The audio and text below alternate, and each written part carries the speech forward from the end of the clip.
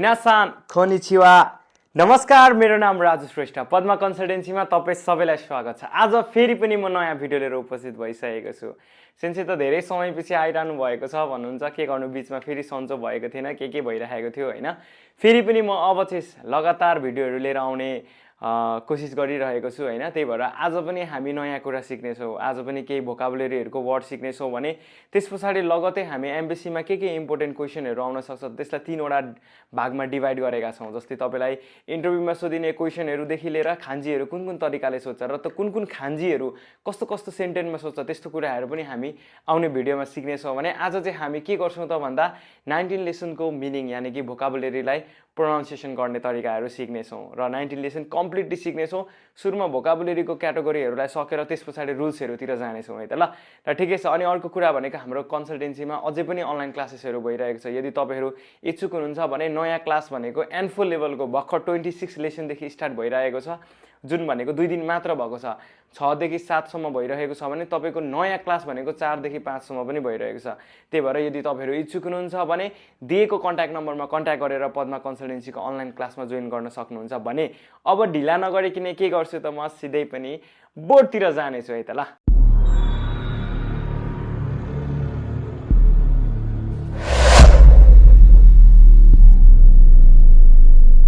ल हामीले के भनेको थियौ त आज हामीले लेसन 19 यानी कि दाइ जिउ क्यु खाको भोकाबुलरी पढ्न आएको छौं हैन त। अब मैले सधैं भन्ने गर्थे पानी पिउँदै सारो भनेर थिए हैन। सारो नचिन मेरो पनि एकदमै घाँटी गाह्रो भएर हैन। अब 1-2 दिन भयो थला परेको थिए। अब फेरि स्टार्ट गरिरहेको छु है।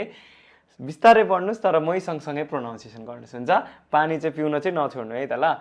जापानिज नेपाली मिनिङ है त। 1 नम्बरमा हेर्नुस् नोबोरिमास, फेरि एकचोटी नोबोरिमास, फेरि नोबोरिमास। नोबोरिमास भनेको चाहिँ चढ्छु, के अरे चढ्छु। के चढ्छु भन्दा हिमाल रुखहरू चढ्छु भनिन्छ नि, त्यति बेला हामीले नोबोरिमासको प्रयोग गरिन्छ भने। 2 नम्बरमा हेर्नुस् तोमारिमास, फेरि एकचोटी तोमारिमास, फेरि एकचोटी तोमारिमास। तोमारिमास भनेको बस्छु, स्टे, यानी कि कुनै होटलमा हामी घुम्न गयौं भने 1 नाइट स्टे 2 नाइट स्टे भनिन्छ नि, हो त्यो स्टे भनेको चाहिँ तोमारिमास भनिन्छ है।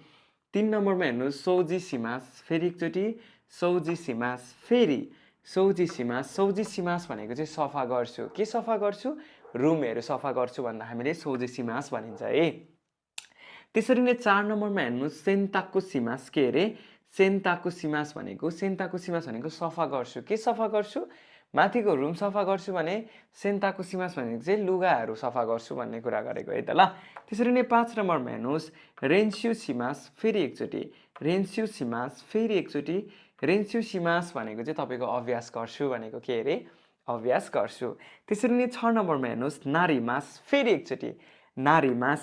नारीमास भनेको हुन्छु पनि हो एउटा बन्छु पनि हो है त ल। त्यसरी नै 7 नम्बरमा हेर्नुस् नेमुई, फेरि एकचोटी नेमुई। नेमुई भनेको चाहिँ निन्द्रा लाग्नु, फिलिङ स्लिपी भनिन्छ नि, निन्द्रा लाग्नु भनेर भनिन्छ नि। मलाई चाहिँ ल निन्द्रा लाग्दैछ है भन्दाखेरि हामीले नेमुको प्रयोग गर्नुपर्छ। 8 नम्बरमा हेर्नुस् चुयोइ, फेरि एकचोटी चुयोइ, फेरि एकचोटी चुयोइ। चुयोइ भनेको चाहिँ बलियो है त, बलियो स्ट्रङ भनिन्छ नि, त्यसलाई चाहिँ चुयोइ भनिन्छ भने। 9 मा हेर्नुस् त योवाइ, फेरि एकचोटी योवाइ। योवाइ भनेको चाहिँ कमजोर, विक भन्न खोजेको है त ल। अब त्यसरी नै तपाईहरुको लागि अर्को स्टेपमा पनि राख्दिएको छु मैले केही भोकाबुलरीहरु, हेर्नुस् है त ल। 10 नम्बरमा हेर्नु च्यौसिगाई, फेरि एकचोटी च्यौसिगाई भनेको चाहिँ राम्रो अवस्था है, राम्रो महसुस गर्नु, राम्रो कन्डिसन हुनु भन्ने बुझिन्छ भने। 11 नम्बरमा हेर्नुस् त च्यौसिगा वारुई, फेरि एकचोटी च्यौसिगा वारुई। च्यौसिगा वारुई भनेको चाहिँ नराम्रो अवस्था भनेको नराम्रो अवस्था हुनु, नराम्रो समय हुनु भनिन्छ नि।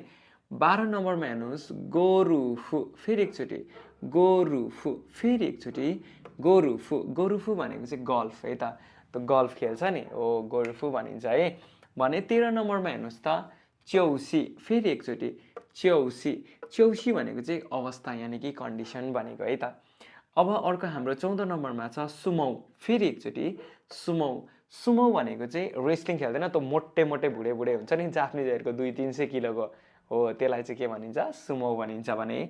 15 नम्बरमा छ पाचिनको, फेरि एकचोटी पाचिनको। पाचिनको भनेको पिनबल गेमहरु हुन्छ नि, अब विदेशहरुमा चाहिँ धेरै खेल्छन् हैन यो पाचिनको पनि। अर्को 16 नम्बरमा हेर्नुस् ओच्या, फेरि एकचोटि ओच्या, ओच्या भनेको टी सेरोमनी भन्न खोजेको है त ल। त्यसरी नै 17 नम्बरमा हेर्नुहोस् हि के अरे हि, हि भनेको चाहिँ डे पनि हो डेट पनि हो है त, दिन पनि हो गते पनि हो भन्ने बुझिन्छ है। 18 नम्बरमा हेर्नुहोस् त इचिदो, फेरि एकचोटि इचिदो, फेरि एकचोटि इचिदो भनेको वान्स यानि कि एकपटक भनेको है त। म एकपटक चाहिँ जापानतिर गएको छु, मैले एकपटक चाहिँ सुसी खाएको थिएँ, हो यसरी हामीले बनाउन सक्छौँ है त ल।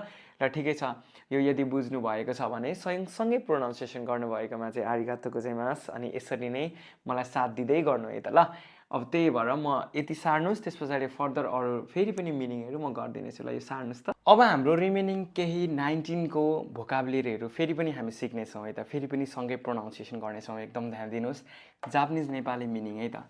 19 नम्बरमा हेर्नुहोस् इचिदोमो, फेरि एकचोटि इचिदोमो भनेको चाहिँ एकपटक पनि गएको छैन भनिन्छ नि, हो त्यस्तो। एकपटक पनि खाएको छैन भन्दाखेरि हामीले के गर्नुपर्ने रहेछ, तपाईँको इचिदोमो भन्नुपर्छ है त।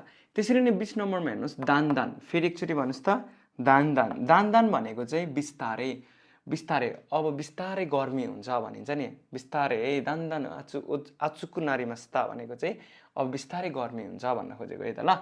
त्यसरी नै अब मौसुगु सुन्नु है, मौसुगु, फेरि एकचोटि मौसुगु, मौसुगु भनेको चाहिँ छिट्टै भनेको के अरे, मौसुगु भनेको छिट्टै चाँडै भन्न खोजेको।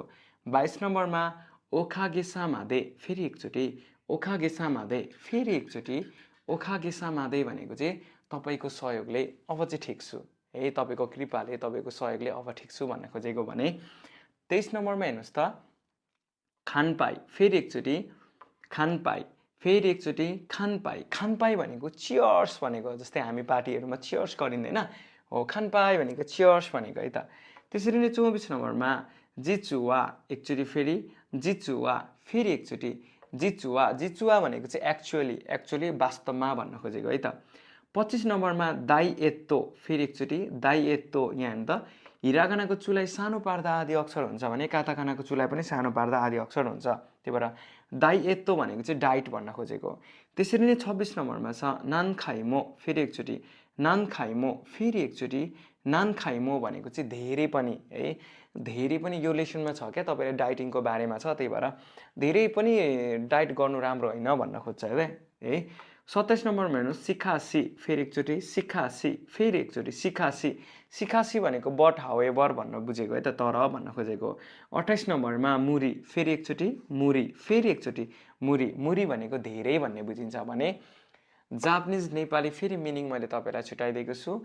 29 नम्बरमा हेर्नुहोस् त खारादानी, फेरि एकचोटि खारादानी, ई पनि भन्छ है त। खारादानी ई भनेको चाहिँ तपाईँको शरीरको लागि राम्रो भनेको है त, धेरै डाइट पनि शरीरको लागि राम्रो हुँदैन भन्ने खोज्छ है त।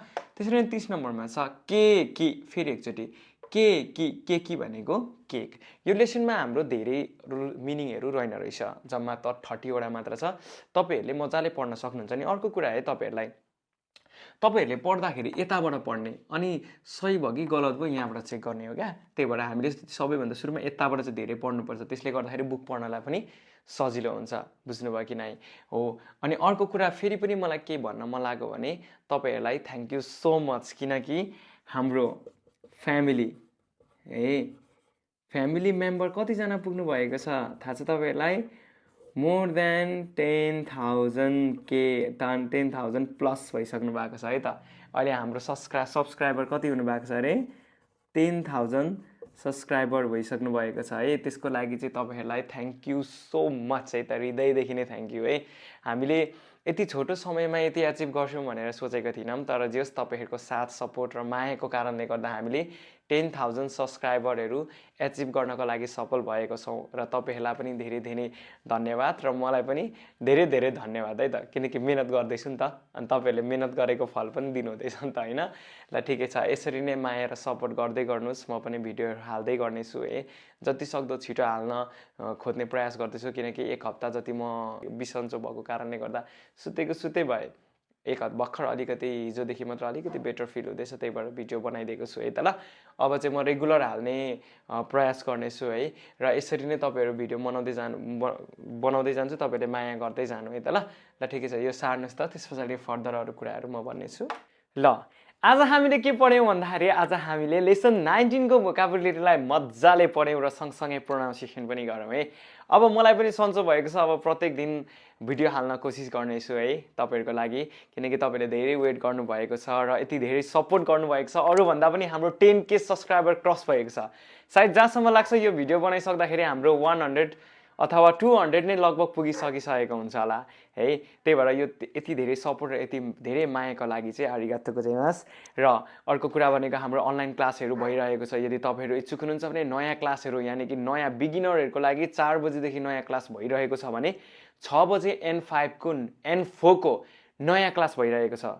N4 को 26 देखि भर्खर स्टार्ट भएको 2 दिन भएको कारणले गर्दाखेरि यदि तपाईँहरू इच्छुक हुनुहुन्छ भने N5 को क्लासमा मजाले बुकिङ गर्न सक्नुहुन्छ है त ल। अब छिटै नै N4 को लेभल क्लासहरू भनेको 6 र 7 को कन्टिन्यू हुने भएकोले तपाईँहरू इच्छुक हुनुहुन्छ भने अहिले नै सिट बुकिङ गर्नु होला है त ल। र बुकिङ गर्नको लागि दिएको कन्ट्याक्ट नम्बरमा कन्ट्याक्ट गर्नुहोस् है। यति भन्दै यदि आजको भिडियो तपाईँहरूलाई मन परेको छ भने लाइक, सेयर, कमेन्ट र सब्सक्राइब गर्न चाहिँ नभुल्नु होला है त ल। यदि थोरै पनि मन परेको छ भने सिन्चै मन परेको छ भनेर तपाईँले कमेन्ट पनि गरिदिनु है त ल। र ठिकै छ, आज यति गरौँ। यो भिडियो म यही समाप्त गर्दैछु भने फेरि पनि तपाईँहरू सामु म फेरि आउनेछु पद्मा कन्सल्टेन्सीको फ्यामिलीहरूसँग। त्यही भएर आजलाई चाहिँ मिनासान सायोनारा माता आशिता आइमास्यो।